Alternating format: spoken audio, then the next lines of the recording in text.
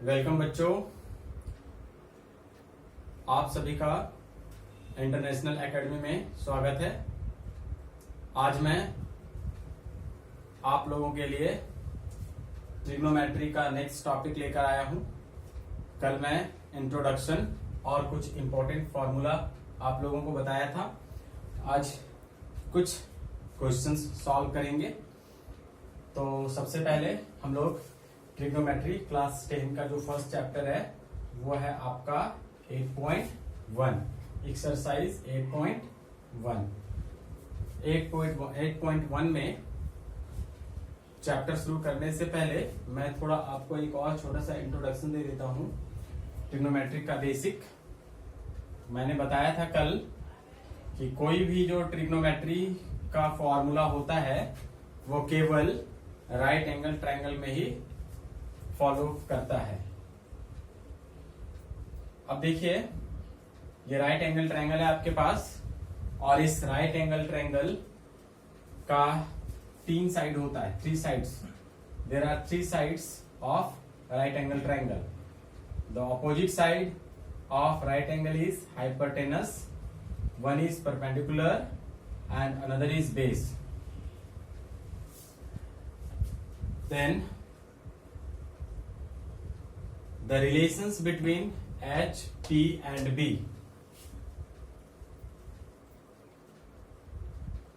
Relations between H, P and B. क्या होगा relations between H, P and B? H square is equal to P square plus B square. Hypotenuse का square is equal to perpendicular का square plus base का square. ये आपका important formula है। इनमें से अगर राइट एंगल ट्रायंगल में से आपको कुछ भी 2 साइड्स की वैल्यू, कोई भी अगर 2 साइड्स की वैल्यू अगर आपको नोन हो, गिवन हो, तो आप थर्ड साइड को फाइंड कर सकते हैं। तो ये आपका ट्रिग्नोमेट्री का एक और छोटा सा फॉर्मूला रह गया जो शायद कल मैं नहीं बताया था। आज मैं अभी आपको बता दे रहा हूं और आप इसे नोट कर लेंगे। मैं इसे इधर लिख देता हूं। H square is equal to P square plus B square. तो इसी फॉर्मूले को हम लोग यूज करेंगे और क्वेश्चंस को सॉल्व करने की कोशिश करेंगे। चलिए मैं कुछ क्वेश्चंस लेता हूं ट्रिग्नोमेट्री का। क्वेश्चंस नंबर 1 देखिए। क्वेश्चंस नंबर 1 में क्या कह रहा है? In triangle ABC right angle at B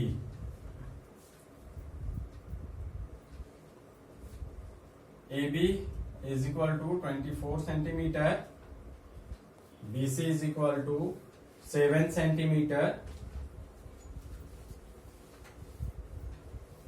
और डिटरमाइन करने के लिए कह रहा है sine A cos A, second number sine C cos C।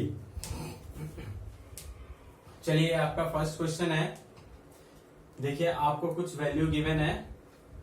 कह रहा है इन ट्रायंगल ABC, ये ट्रायंगल हो गया आपका ABC, right angle at B, B पे ये आपका राइट एंगल है और AB is equal to 24, AB is equal to 24, BC is equal to 7 centimetre. Determine, और आपको डिटरमाइन करने के लिए कह रहा है sine A cos A sine C cos C। तो सबसे पहले हम क्या करेंगे, आप जरा ध्यान से देखेंगे, क्योंकि ये जो आपका ट्रायंगल है इसमें से 2 साइड्स गिवन है और 1 साइड जो है वो आपका अननोन है। तो सबसे पहले हम उस अननोन साइड्स को फाइंड करने की कोशिश करते हैं। तो मैंने आपको बताया था कि राइट एंगल ट्रायंगल्स में अगर 2 साइड्स आपको गिवन हो तो आप थर्ड साइड्स को फाइंड कर सकते हैं इस फॉर्मूले से। पाइथागोरस थ्योरम से ये फॉर्मूला आया हुआ है। तो सबसे पहले अभी देखिए क्या लिखते हैं। H square is equal to P square plus B square. H square is equal to क्या हो जाएगा? 24 का स्क्वायर प्लस 7 का square. H square is equal to 24 का स्क्वायर होता है कितना 576 और 7 का 49 और अगर हम इसको ऐड करेंगे तो आपका आ जाएगा 625। तो आप चेक कर सकते हैं h is equal to root under 625 is equal to 25। It means hypotenuse आपका 25 आ गया, 25 सेंटीमीटर।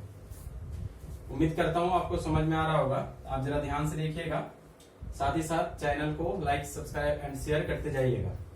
नेक्स्ट देखिए, ये आपका बेसिक था। अब आपको पता चल गया होगा कि ये जो राइट एंगल ट्रायंगल है, इस राइट एंगल ट्रायंगल में आपको 3 साइड्स जो भी है वो सारा वैल्यू आपको नोन हो गया, मीन्स आपको सब पता चल गया, तीनों वैल्यू आपको पता चल गया कि क्या क्या है। फर्स्ट में आपको क्या बोला है, बोला है साइन ए। साइन ए मैंने आपको फॉर्मूला बताया था और वो फॉर्मूला क्या था, sine theta is equal to P by H. तो हम यहाँ पे लिख सकते हैं पी बाई एच। अब देखिए साइन पी किसको कहते हैं, तो यहाँ पे मैंने बताया था कि राइट एंगल ट्रायंगल में जो हाइपोटेनस होता है वो फिक्स्ड होता है, लेकिन परपेंडिकुलर और बेस चेंज होता है। परपेंडिकुलर किसके रिस्पेक्ट में हम लोग यूज करते हैं, तो जो भी एंगल गिवन होता है उसके ऑपोजिट साइड को परपेंडिकुलर कहते हैं। तो आपको यहाँ पे कौन सा एंगल गिवन है, तो आपको एंगल गिवन है ए, तो इसका मतलब ये एंगल आपको गिवन है। तो इस एंगल्स का जो ऑपोजिट साइड है BC, ये आपका परपेंडिकुलर होगा। तो सबसे पहले हम परपेंडिकुलर क्या लिखेंगे, BC। और हाइपोटेनस मैंने बताया था कि हाइपोटेनस चेंज नहीं होता है, तो हाइपोटेनस क्या हो जाएगा AC। और इस तरीके से आप देखिए BC की वैल्यू कितनी है 7 और AC की वैल्यू कितनी है 25। तो ये आपका आंसर हो गया। नेक्स्ट बच्चों, अब देखिए फर्स्ट का ही सेकंड है, बोला गया है साइन C फाइंड करने, सॉरी कॉस ए फाइंड करने के लिए बोला गया है। कॉस ए फाइंड करने के लिए क्या करना पड़ेगा, तो कॉस का फार्मूला मैंने बताया था कल, cos theta is equal to B by H. देखिए तो कॉस ए, ये आपका परपेंडिकुलर एंगल गिवन है, इसके सामने वाला ये परपेंडिकुलर हो गया, ये हाइपोटेनस तो चेंज नहीं होता है, जो रिमेनिंग बच गया वो क्या होगा, बेस। तो बेस आपका कौन सा होगा, बी बाई एच। तो बेस क्या हो जाएगा ए बी और एच क्या हो जाएगा ए सी। ए बी की वैल्यू क्या है, ए बी की वैल्यू क्या है 24 और इस एच की वैल्यू कितनी है हाइपोटेनस की, तो हाइपोटेनस की 25। तो ये आपका फाइंड हो गया sign A and cos A की वैल्यू। सेकंड नंबर में आपका आता है साइन सी। देखिए साइन सी, फिर से साइन सी का वैल्यू क्या होगा, पी बाई एच। अब देखिए यहाँ पे पी कौन सा होगा, तो मैंने बताया था जो परपेंडिकुलर होता है वो गिवन साइड का ऑपोजिट, गिवन एंगल का ऑपोजिट साइड होता है। तो ये देखिए आपका ये परपेंडिकुलर है, तो परपेंडिकुलर एंगल कौन सा गिवन है, सी। ये एंगल आपको गिवन है, अब इसको भूल जाइए। अब ये आपका एंगल है सी, अब इस एंगल के सामने का जो भी साइड होगा वो परपेंडिकुलर होगा। तो परपेंडिकुलर आपका हो गया ए बी और हाइपोटेनस हो गया ए सी। ए बी की वैल्यू कितनी है 24 और एच की वैल्यू कितनी है 25। तो ये आपका साइन सी की वैल्यू पता चल गया। उसके बाद इसका सेकेंड नंबर आता है और वो है आपका कॉस सी। कॉस सी मीन्स यहां से मैं इसको यूज करूंगा बी बाई एच। तो कॉस सी ये हो गया इसके सामने वाला परपेंडिकुलर और रिमेनिंग जो बच गया हाइपोटेनस को छोड़कर वो बच गया आपका बेस। तो बेस क्या हो गया आपका BC और हाइपोटेनस तो चेंज होता नहीं है, तो इसलिए BC की वैल्यू कितनी हो गई 7 और AC की वैल्यू कितनी हो गई, AC की वैल्यू हो गई 25। तो इस तरीके से जो वैल्यू आ गया तुम्हारा, तो आपका sign A, cos A, sign सी और कॉस सी, इस तरीके से आपको जो भी 4 वैल्यू पूछा गया था वो 4 वैल्यू का आंसर आ गया। आप यहाँ पे सारे को एक साथ लिख सकते हैं कि ये आपका आंसर हो गया। बच्चों इसको आप जरा नोट कर लीजिए, 2 मिनट के बाद मैं मिटा देता हूँ थोड़ी सी।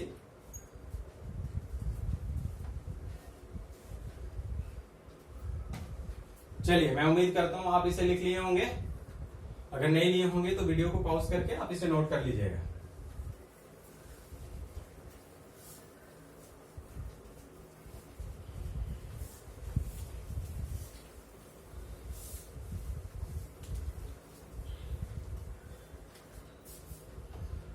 Next question number 2।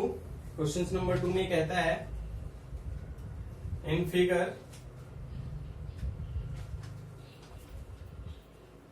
फाइंड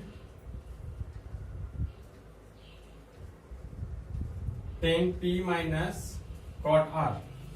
एक आपको फिगर गिवन है राइट एंगल ट्राइंगल का फिगर गिवन है और इस फिगर में क्या है, पी क्यू आर। ये फिगर जो है आपका एनसीईआरटी में गिवन है। ये 12 सेंटीमीटर और ये 13 सेंटीमीटर।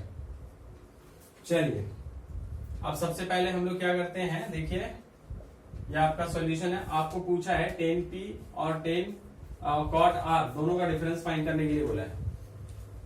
तो मैंने आपको तरीका बताया था कि सबसे पहले हम कोशिश क्या करते हैं कि राइट एंगल का जो भी ट्रायंगल का जो भी दो साइड्स गिवन है, इन दोनों की हेल्प से हम लोग थर्ड साइड को फाइंड करने की कोशिश करते हैं। तो सबसे पहले हम यहाँ पे लिखते हैं, देखिए ये आपका हाइपोटेनस हो गया, ये आपका परपेंडिकुलर हो गया और ये आपका बेस हो गया। तो फॉर्मूला हम लोग जानते हैं h square is equal to P square plus B square. H की वैल्यू क्या गिवन है, तो एच की वैल्यू जो है वो आपका है 13 और b की वैल्यू कितनी है 12 और b की वैल्यू मालूम नहीं है, तो b को रहने दो। अब आप इसे सॉल्व कर सकते हैं। 13 का स्क्वायर क्या होता है 169 और 12 का 144 और b स्क्वायर सेम रहेगा। अब इधर ऐसे लिख सकते हैं 169 minus 144 is equal to B square. तो इधर क्या हो जाएगा, माइनस करेंगे तो 25 is equal to B square. Therefore अब इसे आप आसानी से सॉल्व कर सकते हैं। बी स्क्वायर इधर चेंज करेंगे तो ये रूट में आ जाएगा और ये बन जाएगा 5। मैं थोड़ा शॉर्टकट कर दिया, लॉन्ग कर देता हूं। 25 रूट अंडर और इसका आंसर हो जाएगा 5। तो ये आपका हो गया, b की वैल्यू आ गई। b की वैल्यू क्या आ गई 5। अब आपसे पूछा है 10p एंड कॉट r की वैल्यू फाइंड करने के लिए। तो 10p और कॉट r की वैल्यू देखिए कैसे सोल्व होता है। 10p minus cot r। 10 का वैल्यू मैंने आपको कल बताया था, क्या बताया था, शॉर्ट ट्रिक्स था p by H, b by H, p by b। ये था आपका साइन, ये था आपका कॉस और ये है आपका टेन। तो 10 में आपके लिए क्या चाहिए p बाई b। देखिए नेम से आप थोड़ा सा कंफ्यूज नहीं होइएगा। 10 एंगल p गिवन है तो इसके लिए हम क्या यूज करेंगे p बाई b और माइनस कॉट r का क्या हो जाएगा, तो कॉट r का वैल्यू देखिए आपको ऐसे समझने में थोड़ा सा प्रॉब्लम हो सकता है, मैं इसको थोड़ा चेंज करके लिखता हूं। अच्छा चलिए एक स्टेप बढ़ा देता हूं। कॉट r का वैल्यू क्या होगा, तो मैंने बताया था कॉट की वैल्यू जो होती है वो 10 का रेसिप्रोकल होता है। तो 10 का रेसिप्रोकल को हम ऐसे चेंज करके लिख सकते हैं, क्या लिख सकते हैं b बाई p। तो आइए आगे देखते हैं क्या कह रहा है। सबसे पहले मैं 10p को यूज करता हूं। देखिए आपका 10p मीन्स ये एंगल आपको गिवन है। ये जो आपका यहाँ पे लिखा रहता है ना 10 के साथ में a b c p q r जो भी वैल्यू गिवन होता है, उस वैल्यू इसका मतलब हो गया ये एंगल का वैल्यू गिवन है, एंगल का वैल्यू। तो अब सबसे पहले हम क्या करते हैं 10p यानी कि ये एंगल गिवन है p, तो p का जो अपोजिट साइड होगा वो क्या कहलाएगा, परपेंडिकुलर कहलाएगा। तो ये परपेंडिकुलर है, आप इसे जरा ध्यान से देखिए। परपेंडिकुलर क्या होता है, एंगल का अपोजिट साइड। तो आपका परपेंडिकुलर क्या हो जाएगा QR। तो हम यहाँ पे लिख सकते हैं QR। और देखिए बेस, तो जब ये एंगल है इसके सामने वाला परपेंडिकुलर हो गया तो हाइपोटेनस को छोड़ दीजिए, जो रिमेनिंग बच गया वो क्या बच गया आपका बेस। तो बेस क्या बच गया PQ minus cot R। Cot में ये आपके R वैल्यू गिवन है, इस R value R angle given है, R angle sorry R angle given है। तो R एंगल का जो भी ऑपोजिट साइड होगा ये परपेंडिकुलर होगा। देखिए परपेंडिकुलर यहाँ पे नीचे लिखा हुआ है, तो परपेंडिकुलर क्या है आपका PQ। तो PQ मैंने लिख दिया। और ऊपर देखिए ये ऊपर आपका क्या है बेस। तो बेस कौन सा हो गया QR। तो मैंने यहाँ पे QR लिख दिया। अब देखिए आपको यहाँ से कुछ देखने को मिल रहा है QR by PQ minus QR by PQ, ये यहाँ से कट जाएगा और कटने के बाद ये आपका आंसर आ जाएगा 0। आप चाहे तो वैल्यू पुट कर सकते हैं और पुट करने की जरूरत भी नहीं पड़ी हमें, कोई दिक्कत नहीं है। आप पुट करके भी बना सकते हैं और बिना पुट किए भी बना सकते हैं वैल्यू को। तो आप इसे थोड़ा नोट कर लीजिए। इसके आगे मैं क्वेश्चन नंबर 3 पे चलता हूं। मिटा देता हूं बच्चों।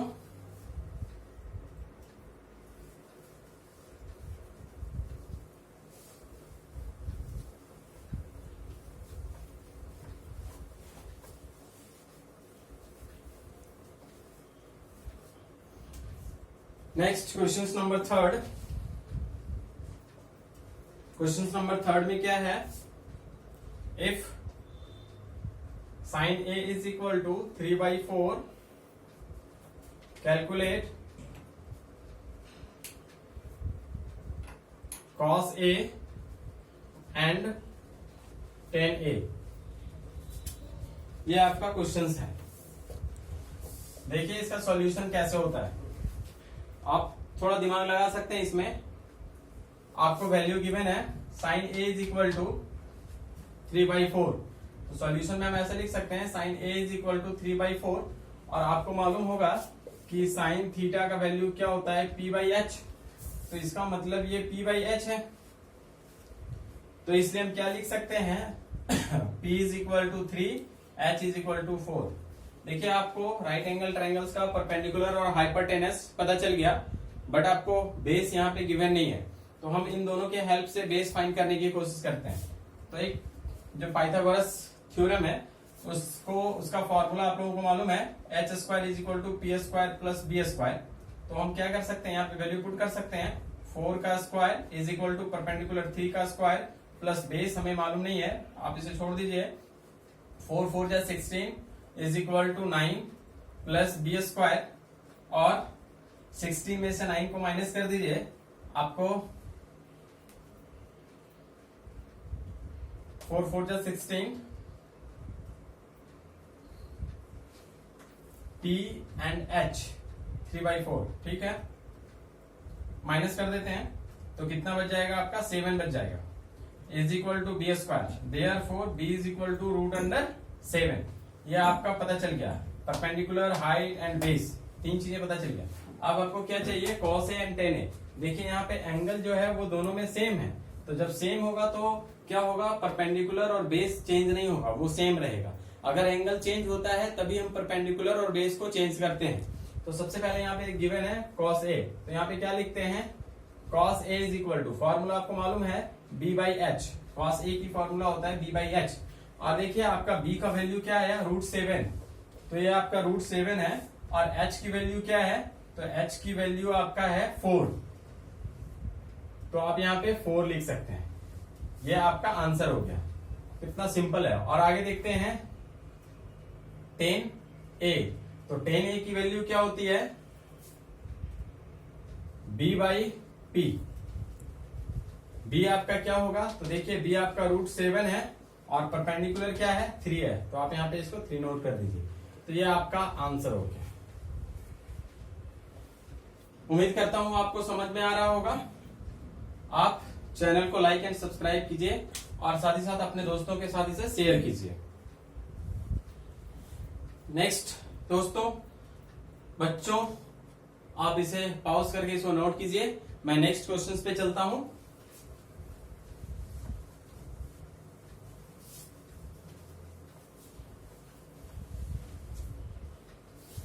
नेक्स्ट क्वेश्चन नंबर है आपका 4। क्वेश्चन नंबर 4 क्या कह रहा है, given 15 cot A is equal to 8, find sin A and sec A। Given 15A is equal to 8, find sin A and sec A। चलिए अब इसे सॉल्व करते हैं।